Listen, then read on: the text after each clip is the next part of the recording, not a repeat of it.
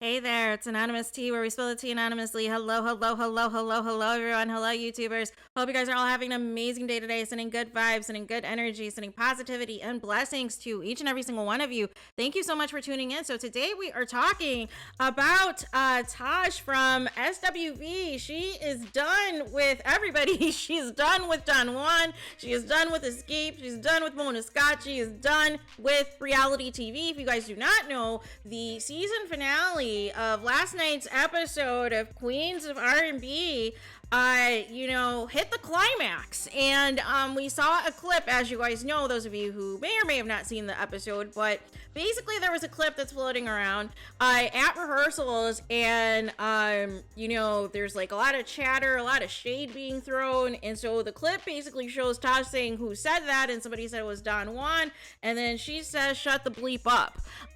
So TAJ is saying she didn't say that, but basically said on her live she's still not messing with him, she's still not bleeping with him, because it was just a lot of mess that was inserted that didn't need to be. And so here's the thing, with Mona Scott, obviously she is going to find a way to make the most poised and professional people appear crazy. Like, that's just what she does. That is her thing, and that's what she has done for several years now on VH1 with her Love and Hip Hop franchise. So I was not surprised that they did everything to try to get SWV to come out of pocket at one point in time. And TAJ also said in her live that she didn't appreciate Candy and others going and doing all these YouTube videos and doing all of these things on social media, speaking on additional things that had nothing to do with their original conflicts at hand. And she said she thought everybody was good until she started to see Candy speak on it and all these other outlets to frame a certain narrative. And then next thing she knows, she's seeing all this hate come her way and SWV's way, and she just wasn't here for it. And so, you have to understand, even though SWV, they did another reality show with Salt and Pepper, and she even talked about that basically, that imploded because Salt and Pepper broke up. Because, well, Salt and Pepper still are a duo, but obviously the end, there's no more Spinderella as a result of that reality show. And ultimately, we see, Escape imploding. And moving forward now as a trio, and Latasha moving forward as a solo artist, depending on how these album sales do. But, here's the thing, you guys. Candy and Tiny, they've been doing this reality TV thing for years. So, they know the ins and outs of what can be set up, what can be portrayed, and I believe, she's producing this, one of the executive producers, her and Todd are. So, I am not surprised as to what aired or what was framed to be aired. And Candy has also said since that, everybody needs a Juan in their life. I think here's the thing. People's issue, people who do not like Juan, their issue stems back to Real Housewives of Atlanta. And the issue stems back to when Candy had issues with whether it was Portia or Phaedra or whoever in the cast. What would happen is the Candy Quoted Click started to kind of speak on Candy's behalf. And it's fine, you want to, defend your boss, you want to go hard in the paint for your boss, but you don't have to do it at the expense of insulting other people or tearing down other people. And that's where people had an issue, and that's where people would come for Juan, because they're like, listen, it's one thing if you're Team Candy, but why are you attacking these other people as if you're involved in it?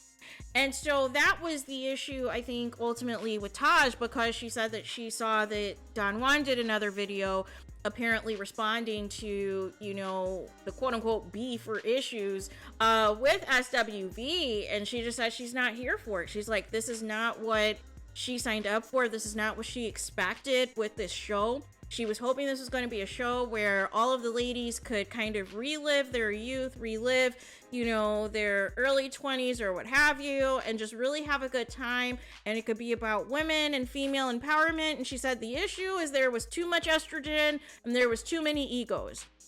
And so she said, like, people trying to go in on the money and all these things, she said that that was framed wrong, and that SWV cannot take anything from Xscape as far as, you know, whatever their manager and whoever their team decides on the money, that's up to them. There's no situation to where whether they ask for more money than SWV or ask for less, that's not going to affect SWV's bottom line. And so basically TAJ was trying to say that there's ways that, you know, people can kind of manipulate and frame things to fit a certain narrative, to make a certain situation appear in their favor, to make them look good, but then they leave out, you know, what really happened or the rest of the story that is not going to make them look good. And so ultimately, you know, TAJ was brought to tears on her Instagram live. And I felt bad for her, because it's like, you know, not everybody is built for reality TV. There are some people who feel, you know, that they're built for reality TV, and then when they see how they're portrayed on reality TV, or they see that the fans don't like them, then they just start acting out of pocket, and then the hate becomes worse. But then you see good people who ultimately are good people, but then they end up on reality TV, and for the most part SWV was getting a pretty good edit. I mean, there wasn't anything different that I didn't see from the other reality shows that they were on, even the portrayal of Coco. So but I think ultimately, when things ultimately got ahead and came to a head, that you know, we obviously saw, you know, people at their breaking point. And even TAJ said that even when Coco was talking about how TAJ gets, you know, she says that it takes a lot to piss her off. It takes a lot for her to get out of character, and that clip was also misconstrued.